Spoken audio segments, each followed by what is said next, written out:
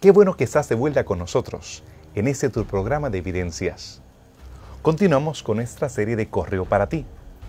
Hemos explorado la iglesia de Éfeso, esta ciudad antigua que era el centro cultural, político y económico de toda la región de Asia. ¿Qué más podemos aprender acerca de este mensaje? ¿Qué lentes estamos usando y cómo se aplica para tu vida?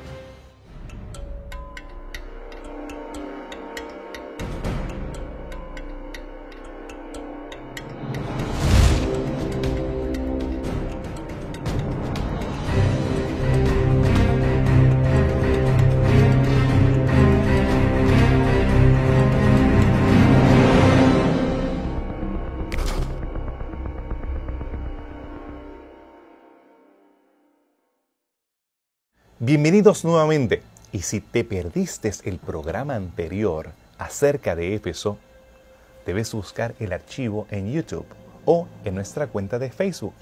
De esa manera podrás entender un poco más lo que estamos hablando en relación a las ruinas de Éfeso y lo que se ha preservado hasta nuestros días. Si tienes preguntas, comentarios o inquietudes, también haznoslo llegar de manera electrónica. ¿Qué acerca de las excavaciones que se han hecho durante los últimos 150 años, específicamente allá en Éfeso? ¿Quiénes lo hicieron y qué descubrieron entonces? Las excavaciones que se han hecho en Éfeso han durado alrededor de un siglo y es prácticamente lo que se ha excavado por ese tiempo en la ciudad de Éfeso, lo que era antiguamente la ciudad de Éfeso. Y prácticamente la primera excavación que se logró hacer fue en 1869 por un ingeniero británico de apellido Wood, que fue la primera persona que se puede decir que excavó científicamente o hizo las primeras excavaciones en la ciudad de Éfeso. Desde ese tiempo en adelante pues se han hecho paulatinamente diferentes excavaciones hasta los 1950, y desde 1950 en adelante no solamente se ha ido excavando, sino que se ha ido remodelando lo que se ha ido excavando. Así que no ha habido tantas excavaciones recientemente, es decir, excavaciones excavando, tratando de buscar nuevas cosas lo más pronto posible, sino que se ha excavado lentamente la ciudad, pero a la misma vez se ha tratado de ir remodelando las cosas que se han tenido. Y ha sido gracias a esas remodelaciones que se han hecho recientemente, desde los años 50, es que podemos obtener tanta información y podemos obtener y ver el contexto, cómo se veía la antigua ciudad de Éfeso. Porque no es lo mismo excavar el teatro que se ha mencionado anteriormente, que era un teatro gigantesco. No es lo mismo excavarlo como excavarlo y reconstruirlo para que la gente pueda verlo y entenderlo en su propio contexto. Así que las personas pues han excavado por mucho tiempo, desde el siglo XIX hasta ahora, hasta el siglo XX, y se ha ido lentamente remodelando, y hasta el día de hoy pues se hace exactamente eso. Y de acuerdo a algunos estudiosos, solamente un 10% de lo que era la ciudad de Éfeso se ha excavado y se ha remodelado actualmente. En otras palabras, no se ha excavado absolutamente casi nada de lo que era la gran ciudad de Éfeso, y la mayoría está debajo de la tierra. Así que, ¿qué otras cosas podemos entender y podemos esperar que futuras excavaciones puedan mostrar de lo que era la ciudad de Éfeso? Pues yo me imagino que muchas cosas, nuevas inscripciones, nuevas estructuras que antes no se habían visto. Y la mayoría de la información que obtenemos de Éfeso pues la obtenemos de evidencias textuales, de lo que está escrito, y gracias a esas evidencias, junto con las excavaciones arqueológicas, podemos tener un cuadro más fidedigno de lo que era la ciudad de Éfeso, y podemos entender de manera más correcta el mensaje escrito por Juan a la iglesia de Éfeso. Como se darán cuenta, anteriormente habíamos utilizado los lentes arqueológicos. Nos enfocamos en las ruinas, las estructuras que se ha descubierto en las mismas. Sin embargo, ya en programas pasados le hemos dado una idea de cuáles son los diferentes lentes de interpretación que se utilizan al leer las escrituras. En este caso, los lentes anticuados, los lentes que son preteristas, ven su cumplimiento únicamente en el pasado, enfocándose en lo que sucedió entonces. Los otros lentes que podemos ver psicodélicos son esos lentes futuristas, que todo lo pretenden ver en el futuro, más allá de las fronteras del tiempo que están delante de nosotros. Pero Los lentes historicistas son los que utilizaba el mismo Daniel, los apóstoles y los primeros cristianos, reconociendo el cumplimiento a través de la historia de la palabra de Dios. ¿Qué relación había entonces entre Apocalipsis 2 y 3 y los sellos en Apocalipsis 6? ¿Qué del caballo blanco que sale venciendo y para vencer? ¿Qué tal acerca de ese jinete que tiene un arco en la mano? ¿Qué paralelismo o qué relación hay entre Éfeso y el caballo blanco? Muy bien, desde la perspectiva historicista, las iglesias de Apocalipsis y los sellos del capítulo 6 están íntimamente relacionados. O sea, tanto las iglesias como los sellos se refieren a la misma realidad histórica. De esa manera, la iglesia de Éfeso estaría conectada con el caballo blanco del primer sello, y ambas están refiriéndose a la realidad histórica del tiempo de los apóstoles. Cuando nosotros leemos el caballo 6, el caballo blanco del capítulo 6, inmediatamente nosotros nos percatamos de que tiene ciertas semejanzas significativas con Cristo. Por ejemplo, el color blanco es el símbolo de pureza y justicia, tanto en el Apocalipsis como en el Nuevo Testamento. Y Cristo es presentado frecuentemente vistiendo de blanco. En el libro de Apocalipsis también los salvados o los justos o aquellos que le siguen son presentados vistiendo de blanco. El caballo, el jinete que cabalga el caballo blanco ha recibido un arco, y el arco es símbolo de fuerza, de conquista. Y también Jesús es presentado en el libro de Apocalipsis como conquistador, como venciendo, con fuerza suficiente para expandir el reino de Dios o los principios del reino de Dios. Y igualmente el que va cabalgando recibe una corona que en la Biblia y en el Nuevo Testamento y en el Apocalipsis también es símbolo de autoridad y de soberanía. Habla de la autoridad de Dios o la soberanía de Cristo. Lógicamente nosotros podemos identificar este jinete inmediatamente con Cristo por la relación que él mismo tiene con la victoria del Cordero en el capítulo 19, donde claramente el Cordero que ha vencido sale cabalgando en un caballo blanco, y allí la identificación con Cristo es inmediata porque se presenta con un título cristológico central en el Evangelio de Juan, que lo usa el Evangelio de Juan, que es el verbo de Dios.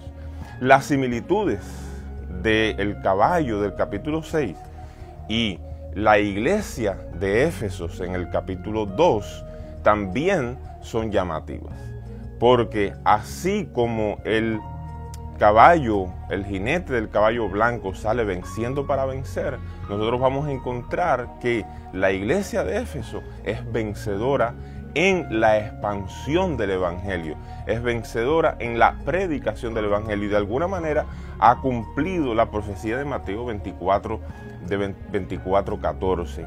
Y otra similitud importante entre el caballo y la iglesia en Éfeso es el asunto del vestido blanco que tiene el blanco que tiene el caballo, y la relación del blanco con la pureza doctrinal. Vamos a encontrar que Éfeso precisamente es halagada por el ángel por la manera que ha mantenido la pureza de doctrina. El blanco se refiere a mantener la pureza del mensaje del Evangelio, algo que Éfeso ha logrado en toda su magnitud.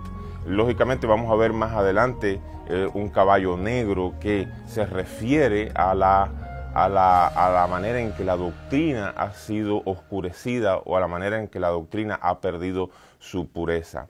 Ahora debemos recordar que otros tienen una opinión distinta del caballo del capítulo 6, el caballo blanco. Algunos opinan que el jinete del caballo blanco realmente está mal representando a Cristo, o sea, el jinete sería alguien que se opone a Cristo pero trata de imitarlo, sería en cierto sentido el anticristo. Y algunas razones que mencionan para esto es que, por ejemplo, los 4 caballos eventos del Apocalipsis en el capítulo 6 parecen estar íntimamente relacionados.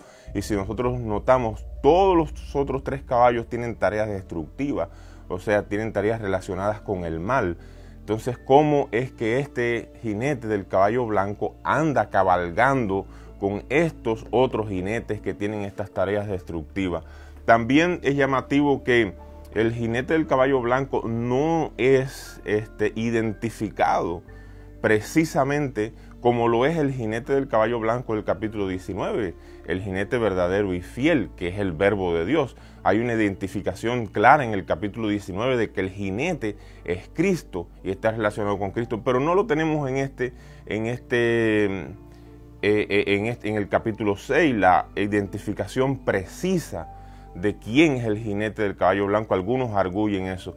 También se arguye que el arma que trae el jinete blanco del capítulo 6 es un arco que en las escrituras ha estado relacionado como un arma de los enemigos de Dios. Aunque también vamos a encontrar en las escrituras que los amigos de Dios o los seguidores de Dios en las batallas en el Antiguo Testamento también usaban el arco. Pero algunos arguyen que Cristo siempre se le presenta con una espada en sus manos, o sea, es el arma por excelencia en las manos de Cristo para triunfar. Sin embargo, hay que notar que en el capítulo 6, cuando se habla del caballo blanco, no hay ningún indicativo de que este caballo esté asumiendo actitudes engañosas. O sea, el pasaje no implica eso con claridad. También es llamativo que cuando vemos en los sellos, el primer sello empieza con este caballo que sale venciendo para vencer y el último sello termina con la victoria de Cristo. Quiere decir que empieza esta expansión del evangelio que está relacionado con la predicación de la iglesia de Éfeso y la predicación del evangelio precipita los otros eventos de aquellos que se oponen a esa predicación y que culmina con la victoria final del Cordero y del que monta el caballo blanco en el capítulo 19 y la venida de Cristo. A nosotros ver la historia detrás de la historia de cómo fueron descubiertas estas ruinas, podemos reconocer que el trabajo fue más fácil que en otras ocasiones, ruinas de otros lugares que permanecen debajo de ciudades que están habitadas hasta nuestros días. Tal vez la perla y la decepción más grande fue el encontrar el templo de Artemisa, el Artemisón. Esa era la perla codiciada por todos. Creían que tal vez había algunas de las ruinas descritas en diferentes libros de la antigüedad, en los clásicos. Pero no solamente eso nos impacta, sino ver cómo se cumplió a través de la historia el significado tanto de la iglesia como el significado del sello que marcaba ese tiempo profético. ¿Quieres reconocer algunos de los detalles del mensaje del testigo fiel y verdadero en nuestros días? ¿Quieres conocer cómo fue leído en el primer siglo este capítulo o este mensaje de parte del testigo fiel y verdadero? Quédate con nosotros después de esta pausa aquí en Evidencias.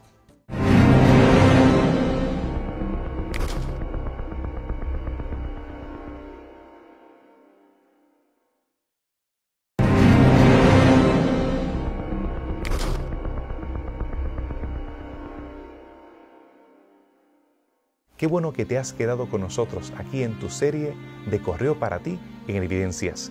Continúa enviando tus preguntas a través de Facebook y también solicitando nuestra serie de estudios bíblicos. Cuando hablamos acerca del cristianismo del primer siglo, vemos un cristianismo venciendo y para vencer. Sin embargo, estas personas eran de segunda generación.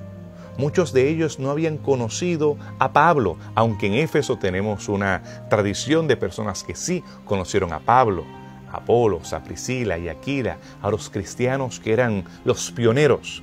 Ahora vemos a un Juan que al darles el mensaje a ellos, él enfatiza tanto el toque de Jesús, por ejemplo, cuando más adelante él presenta el Evangelio. Él presenta que la palabra de Jesús es tan poderosa como su toque. Pero ¿qué podemos aprender acerca de esos primeros cristianos? ¿Qué podemos aprender acerca de la iglesia del primer siglo?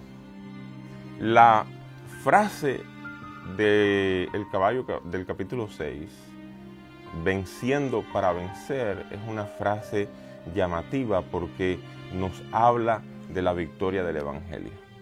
Así que históricamente en el periodo apostólico nosotros vamos a ver cómo el Evangelio logró insertarse en una sociedad y vencer en medio de esa sociedad, vencer en la predicación del Evangelio y al compartir el Evangelio traer una enorme cantidad de personas a ser seguidores de Cristo. Tenemos que saber que en el siglo I, la iglesia de Éfeso, cuando vemos el contexto histórico y cuando vemos la ciudad de Éfeso y cuando vemos las prácticas religiosas de la época, a diferencia de la Edad Media, la iglesia tuvo que insertarse en un contexto histórico que ya estaba formado, o sea, una sociedad que ya estaba formada, una sociedad que ya tenía sus principios, una sociedad que ya tenía sus religiones. Sin embargo, el Evangelio viene, se inserta y triunfa. Y lo llamativo es, por ejemplo, vamos a encontrar documentos extrabíblicos del primer siglo, donde vamos a encontrar sacerdotes de otras religiones paganas de la época quejándose del cristianismo, la falta de sacrificio en los templos paganos, la falta de alimento para los sacerdotes paganos, habla que en el primer siglo el Evangelio se insertó en la sociedad, conquistó la sociedad y logró que el cristianismo se convirtiera en la religión central de la época. El crecimiento fue sumamente llamativo. La victoria de los apóstoles nosotros podemos verla en el libro de los Hechos, como la iglesia de Éfeso, que está relacionada lógicamente con el devenir histórico del triunfo del cristianismo que nos presenta el libro de Hechos.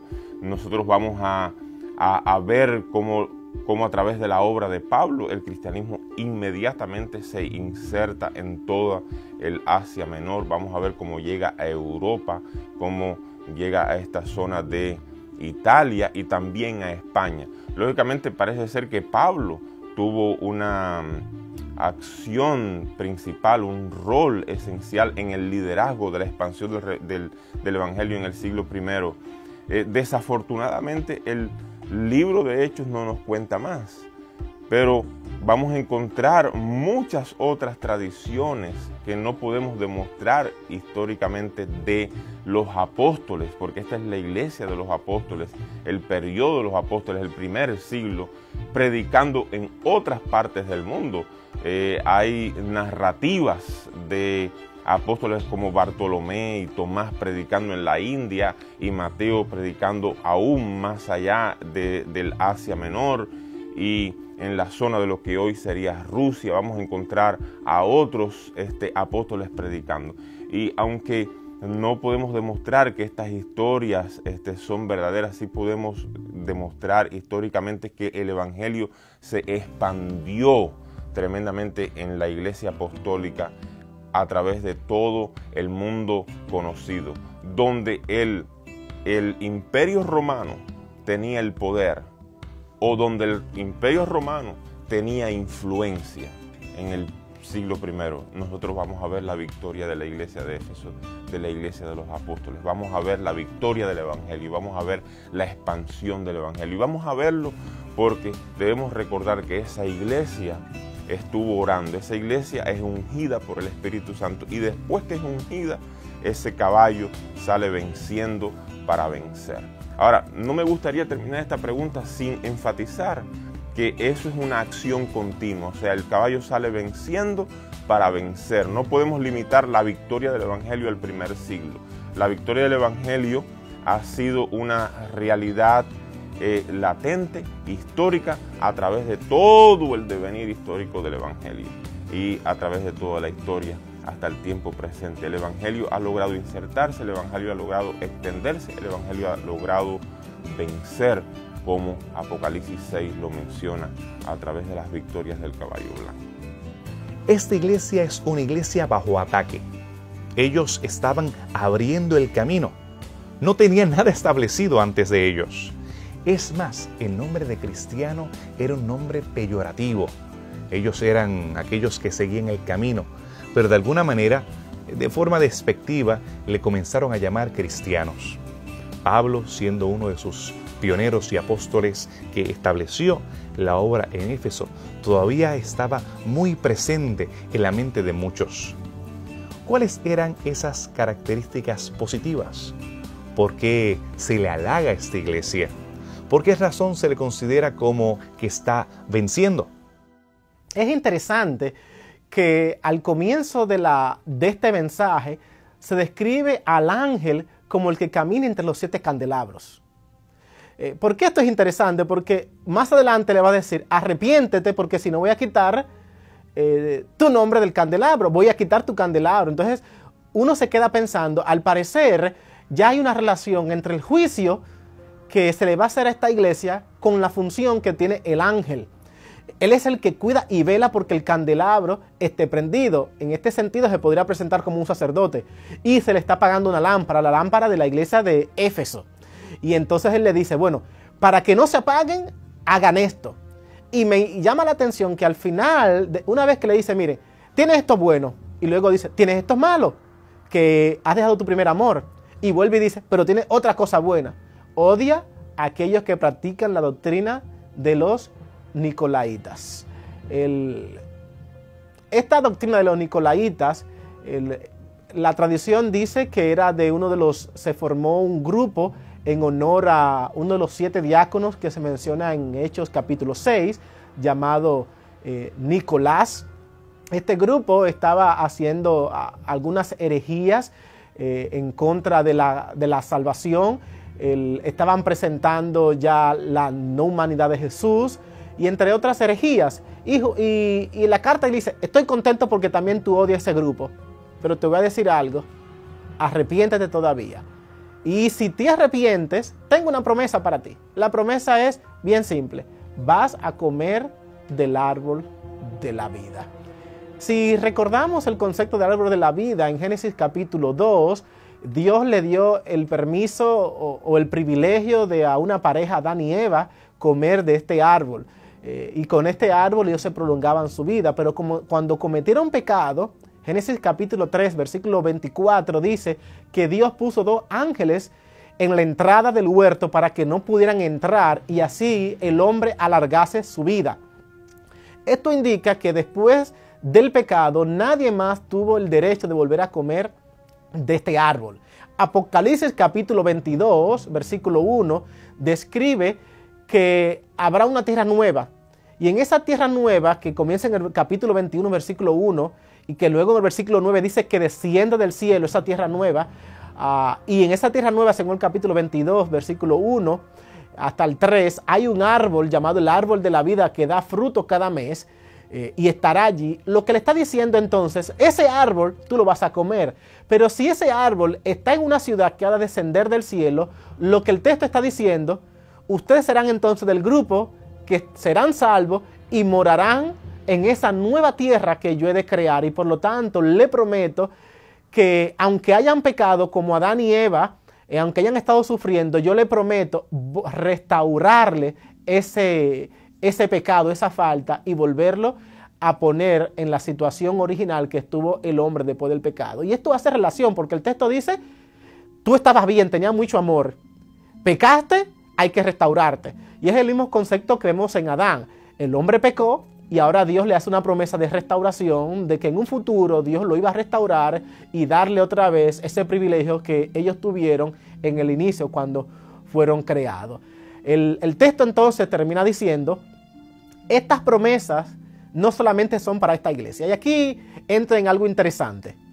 Podríamos pensar en un mensaje histórico de cumplimiento de cuándo esto pasó, pero el hecho de que el versículo termine diciendo lo que el Espíritu dice a la iglesia, el que lea entienda, y este mensaje el Espíritu lo dice a las iglesias en plural, indica que el mensaje, aunque era único para la iglesia de Éfeso, puede tener aplicaciones. Cuando uso el término aplicaciones, no estoy diciendo un cumplimiento, ni que se cumplió en otra iglesia, ni que se cumplió aquí, ni que se cumplió allá.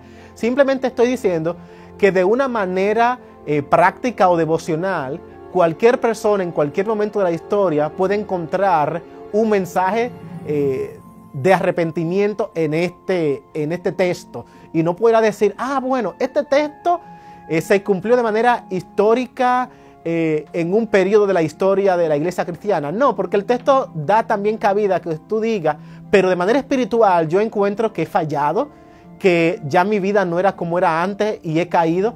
Y el texto dice, el Espíritu dice, pues mira, si tú perteneces a otra iglesia, a otro tiempo, en otro lugar, en otra localidad, y tú crees que tú estás pasando por esta situación, pues entonces haz lo mismo, arrepiéntete, y tú tendrás también el beneficio de recibir del árbol de la vida y volverlo a comer. Para muchos, la iglesia de Éfeso es la favorita, porque es una iglesia vencedora, es una iglesia fiel, es una iglesia que detecta, que olfatea quiénes son los legítimos y quiénes son los falsos maestros. Pero, ¿es todo positivo en la iglesia de Éfeso? ¿Habrá problemas entre los cristianos del primer siglo? Bueno, quédate con nosotros después de esta pausa para que escuches más acerca de la iglesia de Éfeso. Quédate con nosotros porque hay un correo para ti.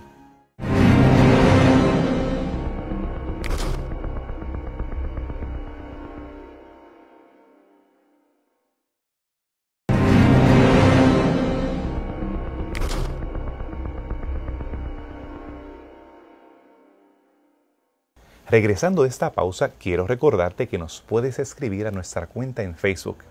Y si te perdiste el programa anterior, puedes buscarlo en YouTube, en esta nueva serie de evidencias sobre los textos o los mensajes que tiene Jesús para tu vida.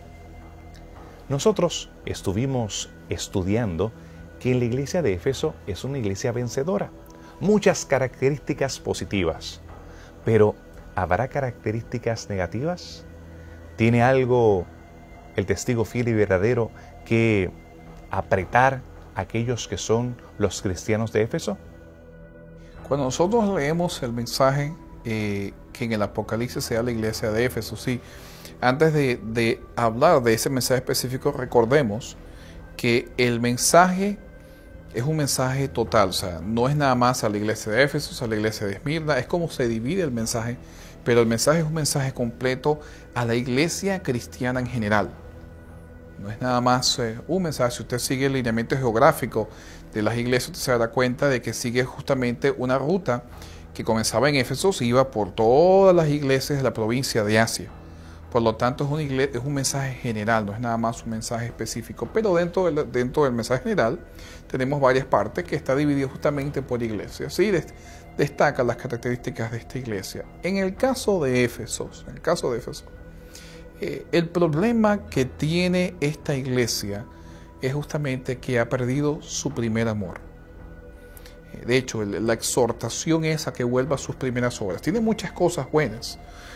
Resalta Juan que conoce de sus obras, conoce de su fe, conoce de cómo ha aguantado la persecución, conoce que odia la obra de los nicolaitas, conoce todo lo que está ocurriendo y toda la fe y lo bueno que han hecho. Es una iglesia prácticamente sin defecto, pero que a pesar de que lo tiene todo, ha olvidado lo más importante, que es su primer amor. Y le dice, arrepiéntete y vuelve a tus primeras obras. La idea que muchas personas tienen de la iglesia del primer siglo es que todos estaban en armonía, no había dificultades ni problemas. Pero con el caso de Priscila y Aquila, Simón el mago tratando de comprar, las cartas de Pablo a Timoteo, en las cuales él reconoce que había algunos engañadores, algunos que habían traicionado la fe y algunos que él había entregado hasta el mismo diablo. Vemos en Filipenses que él admite que hay algunos que predican el evangelio por ganancia y otros hasta por hacerle la vida difícil a él. Nosotros tenemos que reconocer que el cuadro es más complejo. al cual nosotros tal vez teníamos esa manera utópica de que todos se llevaban bien, se tomaban de la mano, y pensar en la iglesia primitiva como algo idealista. Había problemas, como los hay hoy. Pero, ¿qué solución? ¿Qué forma o cuál es el camino que establece el testigo fiel y verdadero para recobrar ese primer amor que ellos habían perdido? Algo interesante que tienen las iglesias es que las iglesias no comienzan a describir lo malo, comienzan primero con lo bueno. Y Juan dice, agradezco algo, que eres trabajador, que te gusta echarse adelante, que eres una persona dispuesta a trabajar para Dios, consagrada, dedicada. Juan comienza a presentar estas buenas cualidades que toda persona cristiana debería tener al buscar al Señor. Tienen un compromiso con Dios, están deseosos de seguir, han trabajado fuerte. Y esto le presenta a Juan que él no está enojado con ellos. Pero Juan quizás hace lo mismo que Jesús le dijo al joven rico. Le dijo, aunque es importante lo que está haciendo, hay algo que te falta. Y entonces Juan pasa a describir, mira, aunque todo esto que estás haciendo está muy bien, perfecto, me encanta, estoy contento, hay algo que te falta. No es que dejes de hacer lo otro, pero hay algo que te falta. Has dejado tu primer amor. Y este concepto de dejar su primer amor significa un grupo de personas que estaban yendo a la iglesia, que seguían a la iglesia, que se estaban comprometidos con la iglesia, pero por alguna razón ya estaban allí y no tenían una visión espiritual de por qué le estaban. Habían perdido la razón de su existir o de su compromiso con Dios. Y ese compromiso de perder el primer amor es lo que Juan le está diciendo. ¿Por qué lo están haciendo? ¿Es posible que la gran ciudad en la que ustedes viven, por la vida que están llevando, le está haciendo perder lo que ustedes realmente deseen? De una manera simbólica, Juan le dice, miren, ustedes son un candelabro. El candelabro está ardiendo, se está apagando. Y se está apagando porque han dejado el primer amor. Así que miren, arrepiéntanse.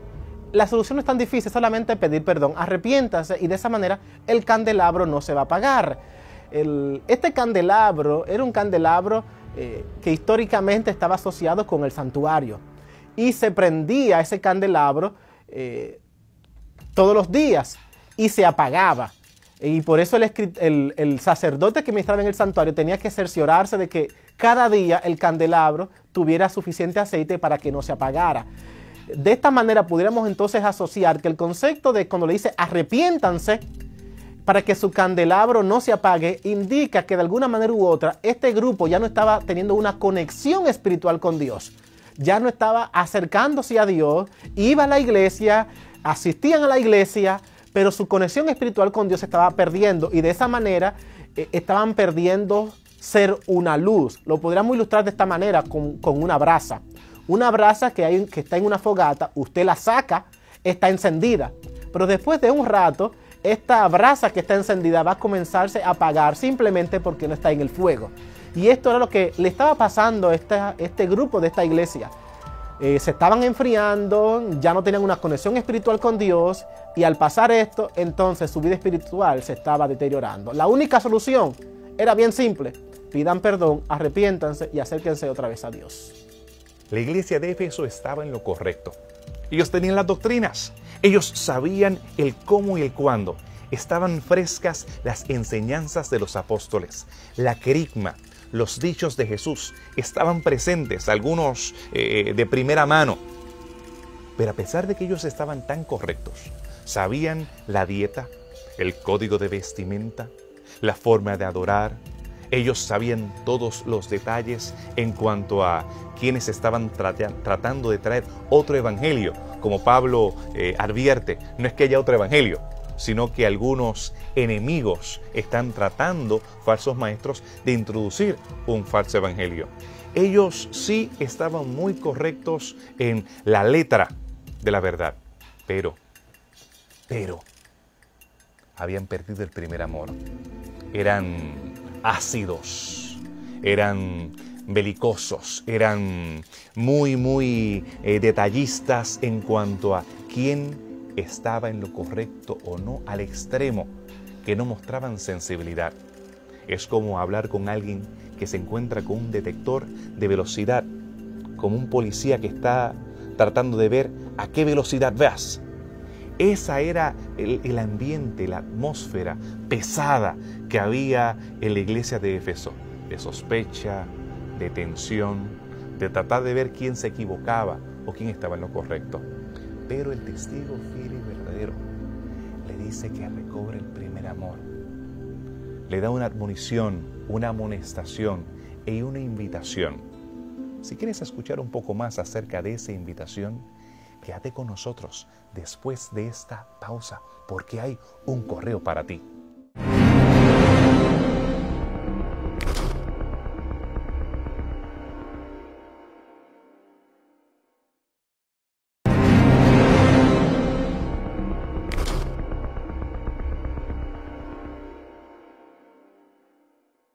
La forma de pensar de aquellos que crecimos con la influencia del modernismo, la época de la razón, en la cual todo tiene que ser probado.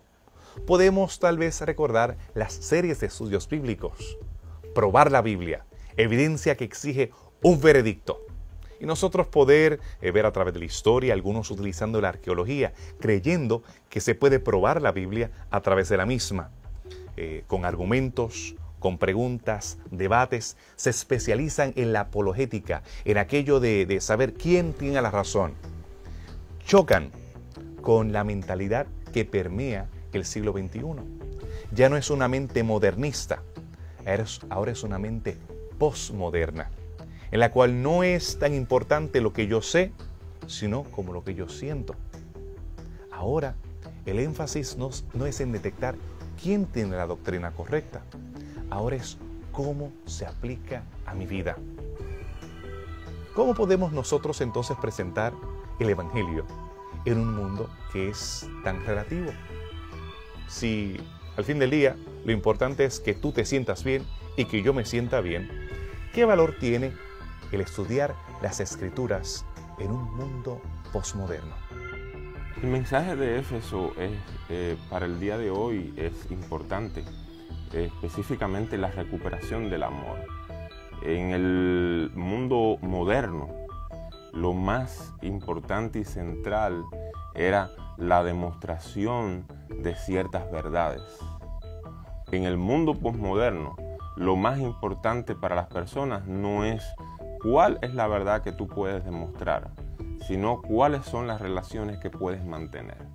Así que el concepto de recuperar el amor, el concepto de un amor perdido para el mundo posmoderno, para el mundo actual, es elemental. O sea, la capacidad que la iglesia debe tener en mostrar amor a la misma vez que defiende, a la misma vez que presenta las verdades bíblicas, es elemental para el mundo en el cual estamos hoy en día. Y esa recuperación del amor, lógicamente, se va a estar dada por la conexión que la iglesia tenga con Cristo, que es la fuente del amor, que es la manera como Juan lo presenta en todas sus cartas y evidentemente está conectado aquí en el mensaje de la iglesia de Efesios en el capítulo 2 del libro de Apocalipsis. Algunas de las personas que vivían antiguamente en la ciudad de Éfeso se consideraban que eran no tan prósperas, sino como lo que hoy llamaríamos una clase media. Y la mayoría de la gente que vivía en Éfeso era de clase media.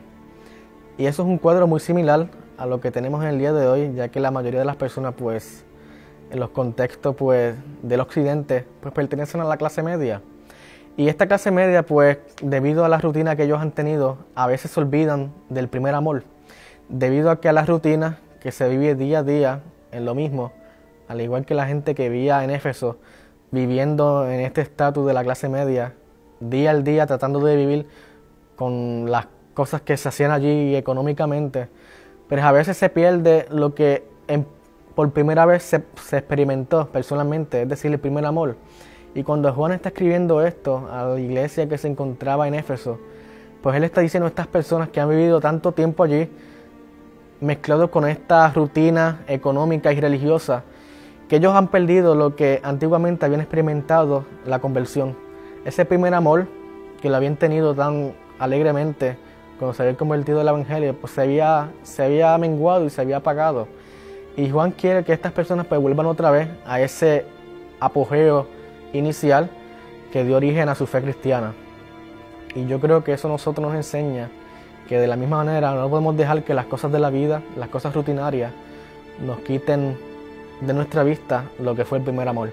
Si nosotros nos ponemos a pensar justamente en el desafío filosófico que los cristianos estaban enfrentando dentro de la ciudad de Éfeso, cuando nosotros nos ponemos a pensar en el cuestionamiento de la fe, cuando nosotros nos ponemos a pensar en quizás las explicaciones que para los griegos filósofos resultaban ilógicas, en este contexto el mensaje es a los cristianos: antes de razonar, acuérdate de tu primer amor y acuérdate de tus primeras obras.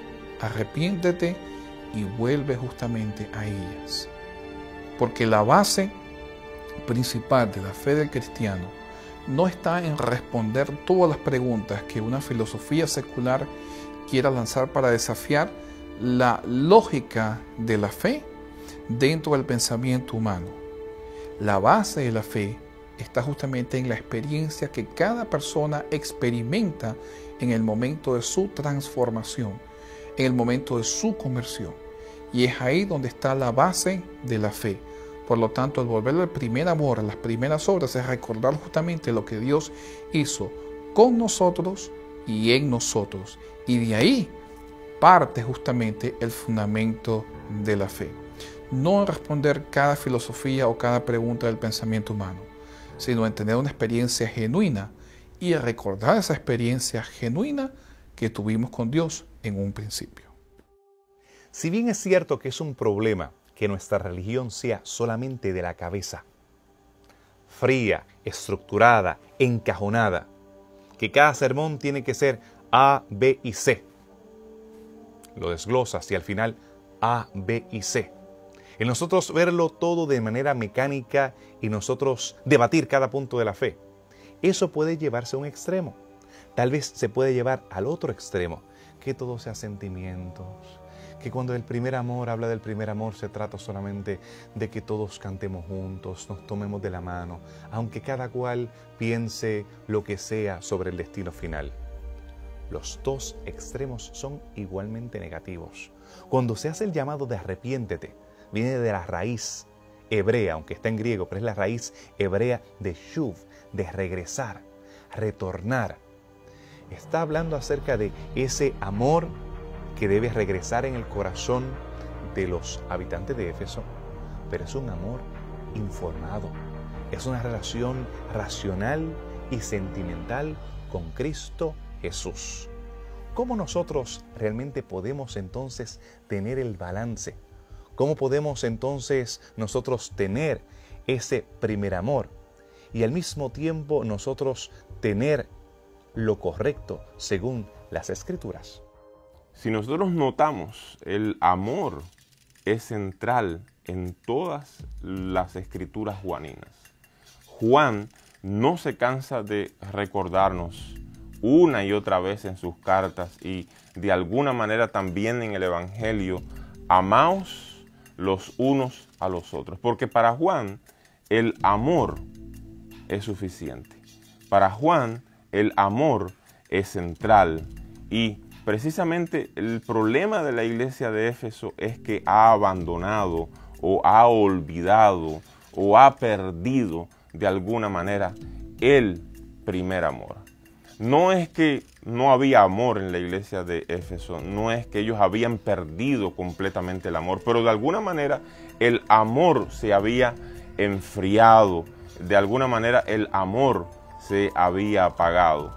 Y cuando nosotros leemos el mensaje "has perdido el primer amor", nosotros notamos que no es una referencia a un primer amor, sino la referencia al amor que sentías primero. Sería la manera más lógica de leer el pasaje. El amor que tenías al principio. O sea, el amor, el fervor la entrega que ellos habían tenido al principio por el Evangelio, la iglesia apostólica, la iglesia de Éfeso, la entrega para la predicación del Evangelio, la entrega para las personas que les rodeaban y el amor que demostraban a esas personas, ese fervor lo habían perdido. O sea, lo que está pasando aquí es claro en la iglesia de Éfeso, en su batalla por mantener las enseñanzas correctas y puras, ellos habían sacrificado de alguna manera el amor. O sea, después de la muerte de la mayoría de los apóstoles en el primer siglo, nosotros vamos a encontrar evidentemente la entrada de un sinnúmero de enseñanzas heréticas que se oponen directamente a la enseñanza de los apóstoles. Y Éfeso confrontó esas herejías y podemos ver con efectividad.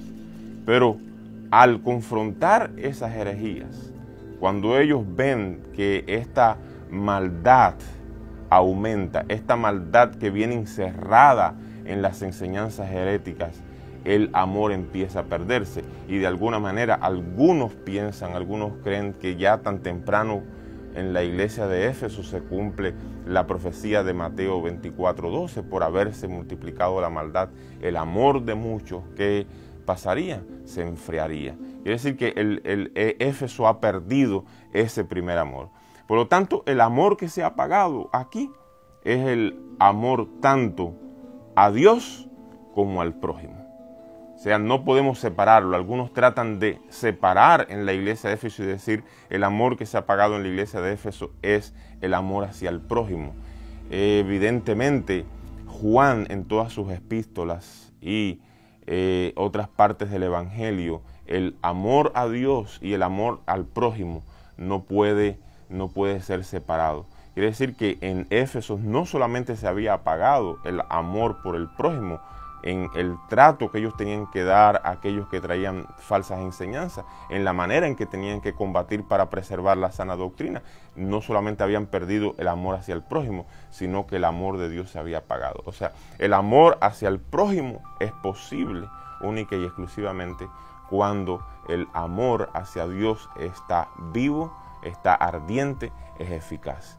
Y la iglesia de Éfeso había perdido ese ferviente amor del principio en las relaciones con otros y en las relaciones con Dios. Cristo mismo expresó que es imposible amar al prójimo sin amar a Dios. Y Él va a decir bien claro que el mandamiento cristiano y todos los mandamientos de la ley se reducen: amarás a tu Dios con todo tu corazón, con toda tu alma, con toda tu mente, y a tu prójimo como a ti mismo. Mientras en la actualidad la iglesia seguramente tiene que confrontar a personas que de alguna manera manchan las enseñanzas doctrinales de las Escrituras y de alguna manera desvían su caminar de los principios éticos y morales del Evangelio, tenemos que recordar que cualquier corrección debe ser hecha dentro del ámbito del amor. O sea, el amor nunca puede ser sacrificado en el altar de mantener un estándar de la verdad, como tampoco debemos sacrificar un estándar de la verdad por el amor. Lo que yo creo es que debemos venir a un centro de equilibrio. El estándar de la verdad debe ser mantenido, pero a la misma vez ese estándar tiene que ser mantenido dentro del vínculo del amor, dentro del vínculo de las relaciones amorosas entre unos y otros en la iglesia de Cristo. Este correo es para ti. Tal vez tienes la razón, tal vez estás muy correcta en tu religiosidad, pero has perdido el primer amor. Ahora, tiernamente el Maestro te dice: ven a mí, arrepiéntete, no quiero quitar tu candelero de su lugar. Yo te amo, quiero que entiendas y al mismo tiempo me abras tu corazón y yo puedo entrar a tu vida. Si quieres aprender un poco más acerca de esa relación que Cristo quiere establecer contigo, escríbenos. Queremos enviarte esta serie de estudios bíblicos que no solamente sean importantes para tu mente, sino que también ellos puedan tocar tu corazón. Que Dios te bendiga.